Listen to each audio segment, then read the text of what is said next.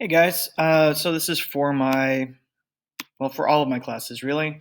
I just realized that we talk about this in class all the time, but I've never actually done a video for it, so I figured I'd help you out. This is called How to SoundSlice. So you go to SoundSlice. Go to SoundSlice, I'm going to show you some of the things that you can do with it to help make it a better practice tool for you. Okay, we'll go with one of the beginning guitar pieces here, just as a for instance. Okay. So, and this is the edit function, but I'm going to go ahead and peel that away. So you just look at it from the way that you guys see it. Here we go. Okay, so step one in SoundSlice, one of the things that I like to do, I prefer to just see the music. So I will close this window here on the side. And these videos are great. I mean, I do them because I think they help you guys.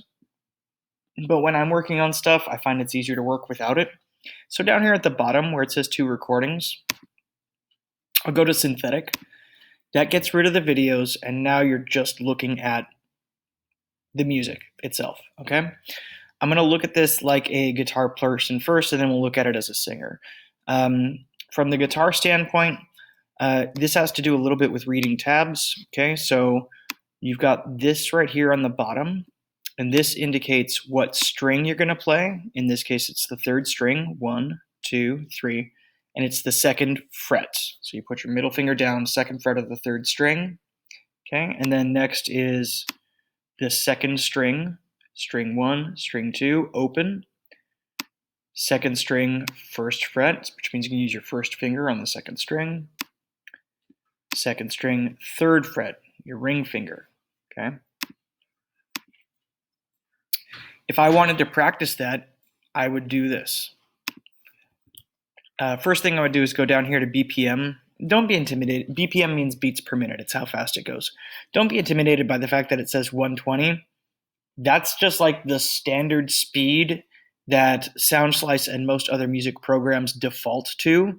So if you need to take it really slow to play it right, don't feel bad about it at all. 60 is cool for most people, but you can go lower if you need to. I'm much more interested in having you play it correctly than playing it fast. Okay? So down here, BPM, if I wanted to practice, the first thing that I would do is probably slow this down to a tempo that would work for me, okay? So BPM is speed. You can plus or minus. Let's bring it down to like 60 or so. Okay, if you push the space bar on SoundSlice, it'll play.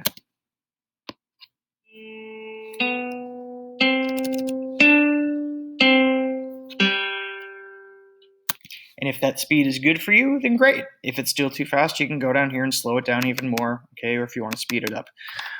Let's say you're like, whoa, I think I got it, but I don't really know. I need to practice that a few times first. In the bottom right half of the screen, these are all the tools that you can use with SoundSlice. In fact, we're going to use one of them right now. Hit the settings gear. You guys should know I'm old and blind. I like to go full screen. Hey, I can see everything. I also like to zoom in. Okay, so you can actually change the size of the stuff. If I'm practicing, usually I'll have my laptop like across the room and I'll need to see it from wherever I am. So that zoom really helps. Okay, so this already is easier for me to practice with. Now I'm going to do this.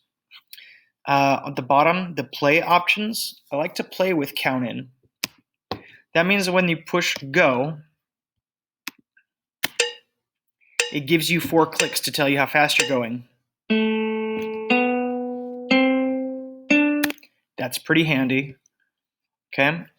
And then if you really want to clean up the way the screen looks, down here where it says use horizontal view, it moves everything so it just goes in a straight line across the screen instead of a page. And for some people, you might find that easier as well. Okay. You can also do this. You can turn the lyrics off. You can turn the notes off on top.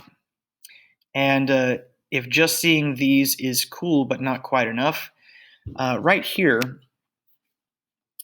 it'll put stems on those notes. So this is kind of like half looking at the notation and half looking at tabs. My personal preference is I like having the notation up here tabs down here, and I like having lyrics just because I can read words better than I read music, so having the words there helps me keep track of what's going on, okay?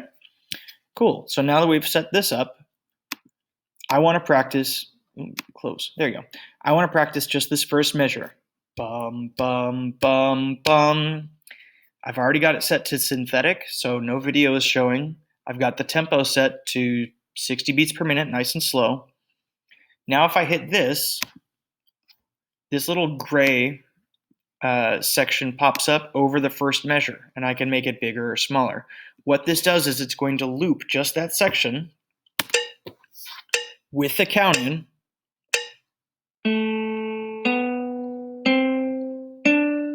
Good, let's do that again. 2, 3, 4. 1, 2, again and again and again and again. This is great because your computer never gets tired of listening to you play.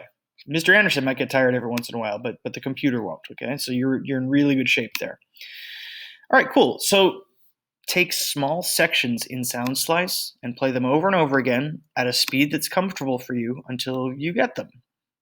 That's a really powerful tool, and SoundSlice lets you do that, okay? As we're going across the bottom, I just kind of want to show you some stuff in SoundSlice that will help you become a better guitar player, make it easier for you to practice, okay? I'm moving this out like this so I can still see my face, make sure I'm talking to you guys, okay? Right here, the speaker. This lets you turn on or off or up or down the music. It's not that big of a deal here, but in some of the other pieces that we have, choir especially, it'll have a piano part and a vocal part, so you can turn those up or down using this fader. You can also mute them, which means to turn them off, or solo them, which means turn off everything but this. Pretty handy stuff. And let's say you're like Mr. Anderson, you're old and deaf, and that acoustic guitar isn't quite good enough for you. You want to hear something that's a little bit easier to listen to. Well, if you hit piano, you get this. Maybe that's easier for your ears. If that's the case, cool. You can set it to whatever you want. To the right of the speaker is a metronome, and this means that clicking sound that we heard when we started. What if you want that on all the time?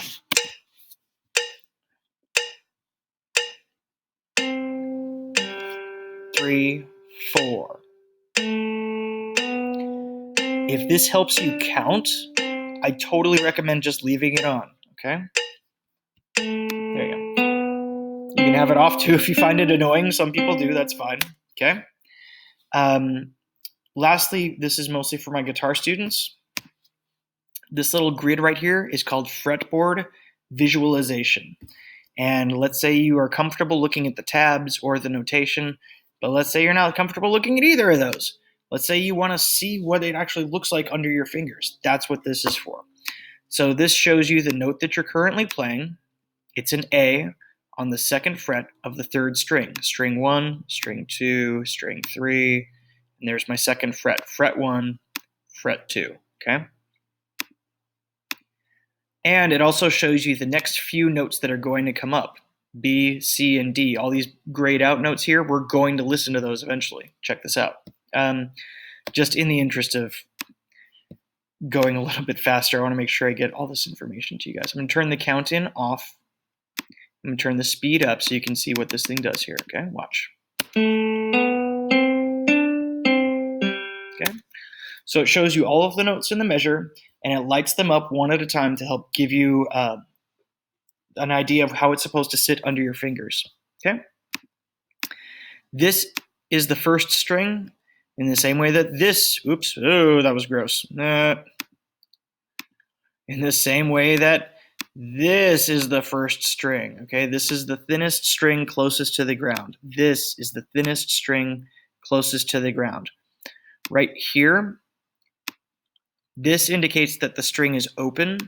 This line right here is the nut of your instrument. It's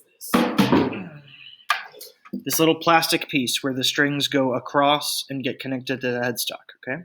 So that's what that is. Everybody learns a little differently. Different speeds, different modalities. I have no preference at all for how you need to learn. I just want you to learn this stuff, okay? So this should give you some tools to help you be able to play comfortably using SoundSlice as a practice tool. You can speed it up or slow it down. You can turn the video off. You can cycle it or loop it, take a small section and just play it over and over again until you're comfortable with it. You can turn it up or down. You can turn the metronome on or off.